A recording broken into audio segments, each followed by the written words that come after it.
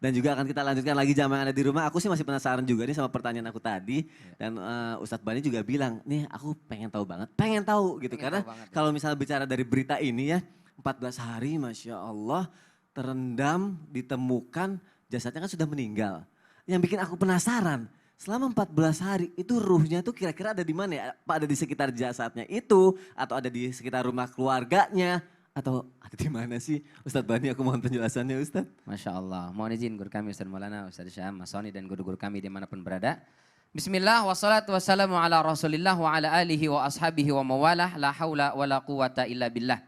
Ibnu Ishaq mengatakan bahwa ada sekitar 60-an ayat dalam surat Ali Imran itu yang menjelaskan tentang peristiwa perang Uhud. Dan di dua terakhir atau di dua ayat 169 dan 170 itu menjelaskan tentang bagaimana ruh orang-orang yang meninggal mati syahid.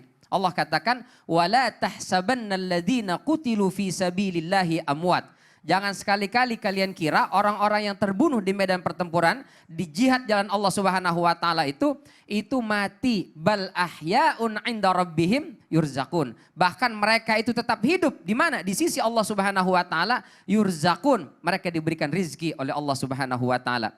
Kalau kita baca beberapa tafsir dikatakan jadi orang-orang yang mati syahid di jalan Allah Subhanahu wa taala ruhnya itu Allah titipkan di paruh burung berwarna hijau yang dibawa berterbangan di sekitar surga.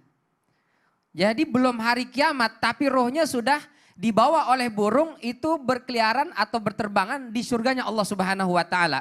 Makan dari buah-buahan yang ada di surga dan diberi minum dari minuman yang ada di sungai-sungai di surganya Allah Subhanahu wa taala. Tuh Mas Soni. Jadi meskipun meninggalnya di sungai itu. Jadi kayak tur ya. Kayak Jadi tur. kayak turnya. Rohnya kayak udah tur. tur bener. Udah itu ya. Masya Allah. Cuma belum tinggal masih udah tur. survei duluan Ustaz. Oh, Masya Allah.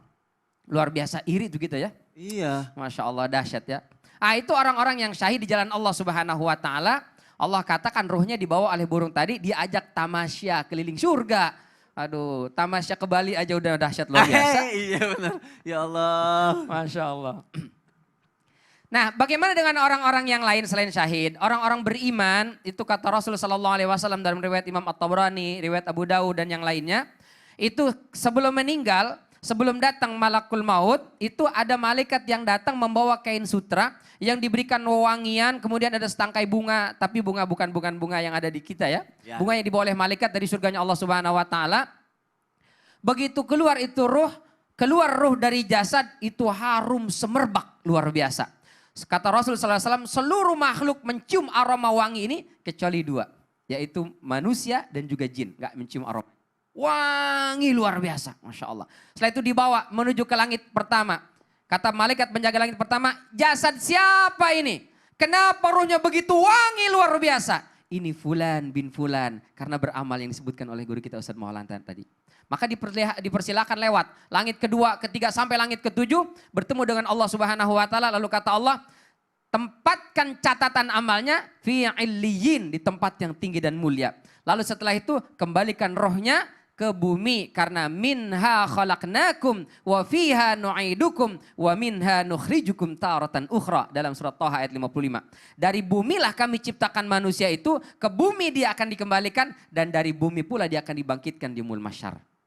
Jadi tempatnya tetap di bumi gitu. Jadi meskipun dia sudah meninggal, ruhnya insya Allah sudah berada di tempat yang nyaman. Masya Allah. Jadi persiapkan diri kita sekarang untuk bekal kita di akhirat nanti ya. Insya Allah. Amin. Udah siap belum jamaah? Aku belum. Ya Allah.